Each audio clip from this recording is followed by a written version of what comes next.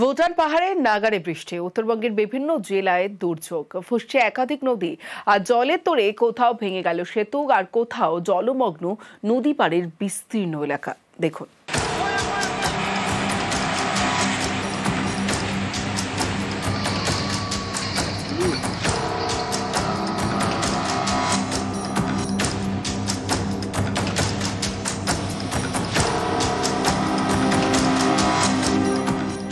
নদীতে ভয়ঙ্কর স্রোত, তলিয়ে গেল বাড়ি,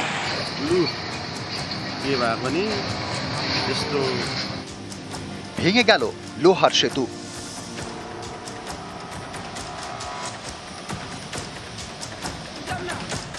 শনিবার রাত থেকে উত্তরবঙ্গের বিভিন্ন জেলায় নাগাড়ে বৃষ্টি। বৃষ্টি হচ্ছে ভুটানেও, জোড়া ফলায় উত্তরবঙ্গে ফুঁসছে একাধিক নদী।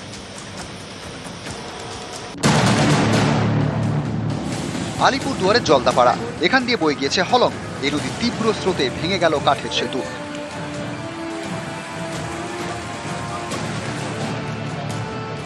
জলদাপাড়া টুরিস্ট লজে যাতায়াত বন্ধ, আটকে পড়েন পর্যটকরা। সিসামারায় একই ছবি, নদী বাঁধ ভেঙে জলমগ্ন জলদাপাড়া বাজার, নেপালি বস্তি সহ বিস্তীর্ণ এলাকা। আলিপুরদুয়ারের হাসিমারায় ফুঁসছে তোর্ষা, জারি করা হয়েছে সতর্কতা।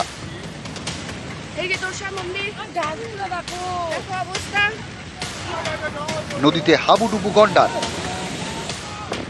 ভাসতে দেখা যায় মানুষকেও। শিলাতোরসা নদীর পাড়ের এলাকাও জলমগ্ন, প্রাণ বাঁচাতে জলের মধ্যে দাঁড়িয়ে গন্ডার। এখন তো দেখলাম একটা গন্ডার গেল, আগে গেছিল একটা গন্ডার, বাঘ, তারপরে গেল একটা মানুষ, তারপরে এখন একটা গেল তাজা গন্ডার বড়। হ্যাঁ, জল তো বাড়তেই আছে। শিলিগুড়ির নকশালবাড়িতে বাড়ছে মেচি নদী জল। নদী পার করতে গিয়ে ভেসে যায় একটি হস্তির শাবক, পরে তাকে উদ্ধার করা হয়। কোনো ক্রমে নদী পার করে 30টি হাতি, ঢুকে পড়ে চাষের জমিতে। মিরিকের কাছে দুধিয়ায় গা ঘেঁষে বয়ে গিয়েছে বালাসন। এই নদী এখন ভয়ঙ্কর, তীব্র স্রোতে ভেঙে যায় শিলিগুড়ি এবং মিরিকের মধ্যে সংযোগকারী লোহার সেতু। নদী পাড়ের বাড়ি তলিয়ে যায়, 30টি পরিবারকে অন্য জায়গায় সরানো হয়। শিলিগুড়িতে ভয়ঙ্কর মহানন্দা, বাঁধ ভেঙে জলমগ্ন ফুলবাড়ির পোড়াঝাড় গ্রাম, বহু বাড়ি ক্ষতিগ্রস্ত।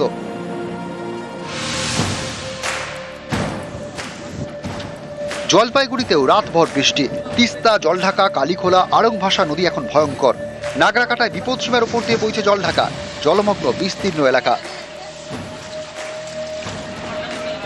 এই নাগরাকাটাতেই কালীখোলা নদীর স্রোতে ক্ষতিগ্রস্ত সেতু, বন্ধ হয়ে যায় যান চলাচল। 31 নম্বর জাতীয় সড়কে ডুয়ার্সের সঙ্গে শিলিগুড়ির যোগাযোগ বিচ্ছিন্ন।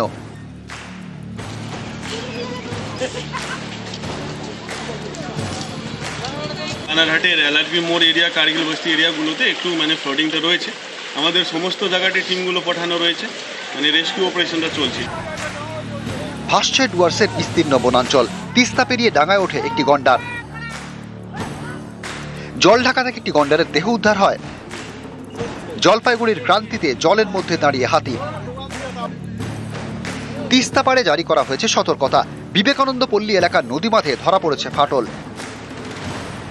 দ্রুত বাঁধ মেরামতির কাজ শুরু করে সেচ দপ্তর, খোলা হয়েছে ত্রাণ শিবির। হঠাৎ করে জল চলে আসছে, সবার ঘরে ঘরে জল উঠে গেছে। তারপরে এখন তো এখনো জল লাগিয়ে আছে, জল কমতেছে না।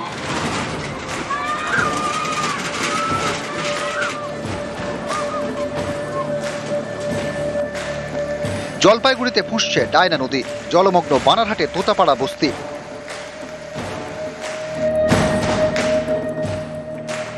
কোচবিহারের মাথাভাঙা 1 নম্বর ব্লকের কেদারহাট গ্রাম পঞ্চায়েত, এখানকার গা ঘেঁষে বয়ে গিয়েছে জলঢাকা।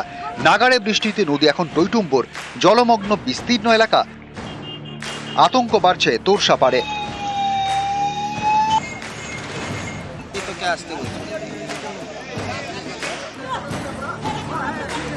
নিউজ 18 বাংলা। ফের ভুটানে ভারী বৃষ্টি, ফের বিপর্যস্ত উত্তরবঙ্গের বিস্তীর্ণ এলাকা। কেন্দ্রীয় সরকারকে বারবার বলার পরেও কোনো পদক্ষেপ না হওয়ায় অথই জলে ইন্দো ভুটান রিভার কমিশন। ভুটানের জল নিয়ে রাজনীতির জল গরম।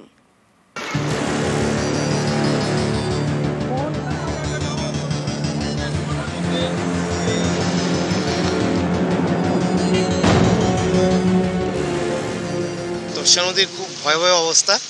আমার এই বয়সে আজ অবধি আমরা এই জল দেখিনি, এরকম জল দেখিনি। উত্তাল অবস্থা নদীর, বিপদসীমার উপর দিয়ে বয়ে যাচ্ছে জল। আরও যদি বৃষ্টি হয় ভগবান জানে কি হবে, বাড়িঘরগুলোর কি হবে, তোষার পাড়ের মানুষগুলোর কি হবে। উত্তরবঙ্গে বৃষ্টি, ভুটান পাহাড়েও বৃষ্টি। ভুটানের জল ঢুকছে এ রাজ্যে, ধুসছে একাধিক নদী, ভেসে গিয়েছে উত্তরবঙ্গের বিস্তীর্ণ এলাকা। হু হু করে নদীর জল ঢুকছে গ্রামে, বাড়িতে, দুর্যোগে দুর্ভোগ চরমে। এই প্রথম নয়, এর আগেও ভুটানের বৃষ্টিতে ভুগতে হয়েছে পশ্চিমবঙ্গকে। ভেসে গেছে উত্তরবঙ্গের একাধিক জেলা। উত্তরবঙ্গকে বাঁচাতে ইন্দো ভুটান রিভার কমিশন চায় রাজ্য। গত বছর নীতি আয়োগের বৈঠকে তা নিয়ে সরব হন মুখ্যমন্ত্রী মমতা বন্দ্যোপাধ্যায়। এ নিয়ে কেন্দ্রকে বেশ কয়েকবার রাজ্য চিঠি পাঠিয়েছে বলে দাবি। ইন্দো ভুটান রিভার কমিশন করার কথা বলেছি অন রেকর্ড, কারণ ভুটানের যে জল আসে সেই জলে আমাদের নর্থ বেঙ্গল, আলিপুরদুয়ার, জলপাইগুড়ি বিশেষ করে অনেকটাই ডুবে যায় প্রতি বছর, ফ্লাড অ্যাফেক্টেড এরিয়া। আমার রিটেন স্পিচে এগুলো দেওয়া আছে, ভুটানেরটা দেওয়া ছিল না, তাই আমি বলেছি একটা ইন্দো ভুটান বাংলার এই ব্যাপারটা নিয়ে নর্থ বেঙ্গলের একটা হওয়া উচিত।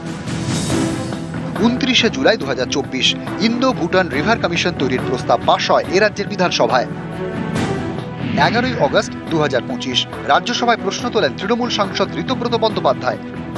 তৃণমূল সাংসদের প্রশ্নের জবাবে জলশক্তি মন্ত্রক জানায়, ইন্দো ভুটান রিভার কমিশন তৈরির মতো কোনো প্রস্তাব ভাবনা চিন্তায় নেই। জলশক্তি মন্ত্রকের কাছে প্রশ্ন করেছিলাম ইন্দো ভুটান রিভার কমিশন করবার কোনো পরিকল্পনা কেন্দ্রীয় সরকারের আছে কিনা। ঔদ্ধত্যপূর্ণভাবে কেন্দ্রীয় সরকার বলে দিয়েছেন যে না, নেই। এই যে ভুটানে বৃষ্টি হচ্ছে, এই নদীগুলোর জল আমাদের বনাঞ্চল, আমাদের চা বাগান, আমাদের মানুষের বসতি প্লাবিত করে দিচ্ছে। ওরা চোখ বন্ধ করে রয়েছেন।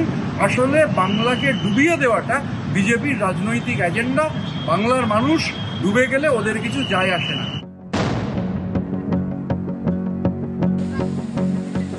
ভারতের প্রতিবেশী দেশ ভুটান। ভুটান থেকে একাধিক নদী এসে ঢুকেছে জলপাইগুড়ি ও আলিপুরদুয়ারে। জলপাইগুড়ি দিয়ে বয়ে গিয়েছে জলঢাকা, ডায়না, সুকৃতি ও রেতির মতো নদী। অন্যদিকে আলিপুরদুয়ারের ওপর দিয়ে গিয়েছে তোরসা, রায়ডাক, শঙ্কোষ, কালজানি। ফের ভুটান পাহাড়ে বৃষ্টি, ফের বিপর্যস্ত উত্তরবঙ্গ। এই পরিস্থিতি মোকাবিলায় বারবার কেন্দ্রের কাছে ইন্দো ভুটান রিভার কমিশনের দাবি জানিয়েছে রাজ্য সরকার। যা তৈরি হলে ভুটানে রেইন গেজ স্টেশন বসানো হবে। কোথায় কত বৃষ্টির পূর্বাভাস তা জানা যাবে। বৃষ্টির জল নদীপথে আটকানো সম্ভব কিনা তাও নিশ্চিত করা যাবে। ভুটান পাহাড় থেকে সমানে জল ছাড়ছে। আলিপুরদুয়ারে মাত্র 37 মিলিমিটার বৃষ্টিপাত। আর ভুটান পাহাড়ে বৃষ্টিপাতের ফলে আমাদের এই গোটা শালকুমার 1-2 এলাকা একদম প্লাবিত হয়ে গেছে। অনেক মানুষ আটকে পড়েছে। এই ভুটানের নদীকে শাসন করতে হলে একটা কমিশন দরকার, একটা ভারত ভুটান যৌথ নদী কমিশন দরকার। ভুটান একটা আন্তর্জাতিক দেশ, সেই দেশের নদীর জল আমাদেরকে বারবার এরকম ভাসিয়ে দেবে, আমরা আগে থেকে কিছু জানতে পারবো না। এটাই আমাদের কাছে খুব অবাক ব্যাপার। কলকাতায় সেদিন ডুবে গেল কি করে? বরুণ দেবের সঙ্গে ফিরাদ হাকিম চুক্তি করবে কত কারণে? যেখানে ভুটানের অবস্থান আর যেখানে পশ্চিমবঙ্গের অবস্থান, এটা তো আপনি পরিবর্তন করে দিতে পারেন না। আপনি জল ধারণ করবেন কি করে? এটাকে পাঁচিল তুলে বোল্ডার ফেলে নিয়ন্ত্রণ করা যায় না। সবচেয়ে পশ্চিমবঙ্গের প্ল্যান্ট সিটি হচ্ছে কুচবিহার। আজকে সেই শহরে জলটা কেন ঢুকেছে? কুচবিহারের জলের নিকাশি ব্যবস্থা ন্যূনতম রক্ষণাবেক্ষণ, সেই দায়িত্ব তো ওখানকার দখলদারি তৃণমূল কংগ্রেস আর মিউনিসিপ্যালিটি নেয়নি। নিউজ 18 বাংলা।